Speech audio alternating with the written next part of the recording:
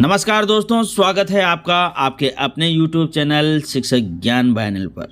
दोस्तों, जैसा कि आप सब जानते हैं, राजस्थान में सरकारी कर्मचारियों के वेतन में विसंगति को लेकर समय समय पर विभिन्न सरकारों के द्वारा वेतन विसंगतियों के निराकरण के लिए विभिन्न कमेटियों का गठन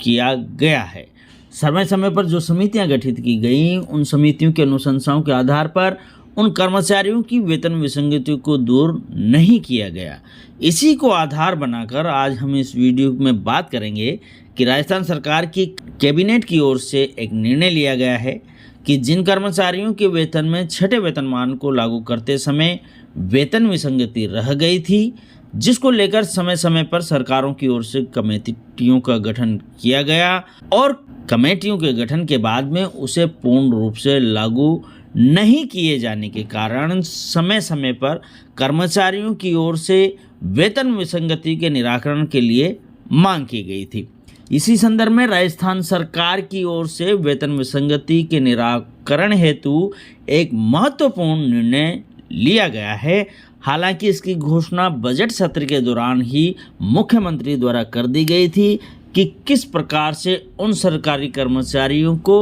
जिन्हें वेतन विसंगति के कारण वेतन में नुकसान हो रहा था, उनके निराकरण हेतु जो समिति गठित की गई थी, उस समिति के माध्यम से उनके वेतन का एक बार फिर से स्तरीकरण किया जाना था। तो मंत्रिमंडल के द्वारा जो निर्णय लिया गया है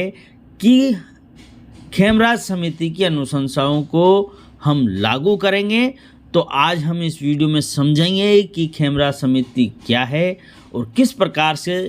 इसके माध्यम से वेतन विसंगति का निराकरण करते हुए राजस्थान सरकार कब से इसका लाभ दे सकती है। तो चलिए करते हैं वीडियो को प्रारंभ।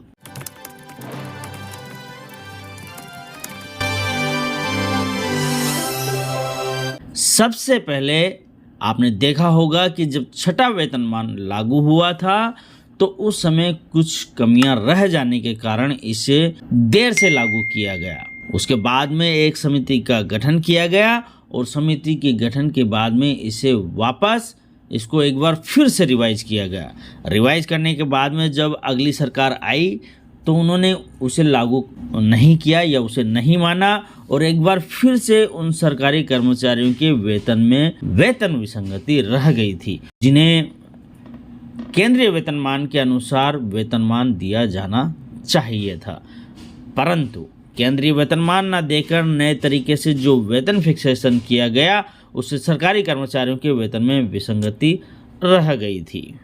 उसके बाद में अगली सरकार आई तो 2017 में एक बार फिर से इस सरकार ने डीसी सामंत समिति का गठन किया वेतन विसंगतियों को दूर करने के लिए। राज्य सरकार की ओर से उस समिति ने जो अनुशंसाएं की थी उनको उन्होंने लागू नहीं किया, सरकार के द्वारा लागू नहीं किया गया। जब उसे लागू नहीं किया तो समय समय पर एक बार फिर से इसकी मांग उठती रही कि जो वेतन विसंगति उसका निराकरण किया जाना चाहिए।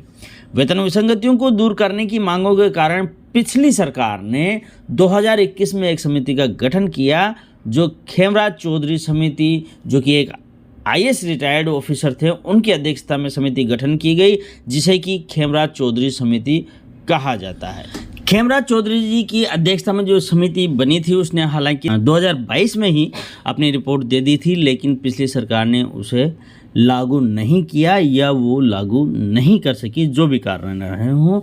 आपने देखा होगा दोस्तों कि राजस्थान सरकार के मुख्यमंत्री श्रीमान भजन लाल जी शर्मा ने अपने बजट भाषण में खेमराज चौधरी जी की जो रिपोर्ट है उसके अनुसार जो वेतन विसंगतियां हैं उसको 1 सितंबर 2024 से दूर करने की बात कही थी, घोषणा की थी। इसी कड़ी में एक बार फिर से कैबिनेट की बैठक में यह निर्णय लिया गया है कि जो खेमराज चौधरी जी की अध्यक्षता में कर्मचारी वेतन विसंगति परीक्षण समिति जो वेतन विसंगति दूर करने, वेतन का सुधार करने, पदोन्नति के अतिरिक्त अवसर उपलब्ध कराने संबंधी सिफारिश की है, उसे मंत्रिमंडल ने स्वीकार कर लिया है। मतलब यह है कि जो खेमराज चौधरी समिति है उसने जो पिछली सरकार की ओर से जो गठित की गई थी, उस समिति ने जो भी अनुशंसाएं दी है, हालांकि यह समिति ने क्या अनुशंसाएं की है यह अभी सार्वजनिक नहीं हुआ है कि क्या क्या अनुशंसाएं इस खेमराज चौधरी समिति ने की हैं, परंतु फिर भी जो भी अनुशंसाएं इन्होंने की है, जिसमें वेतन विसंगतियों का परीक्षण किया गया है, वेतन विसंगति दूर कैसे होगी, उसमें वेतन में किस प्रकार से सुधार होगा, पदोन्नति के लिए कौन से नए अवसर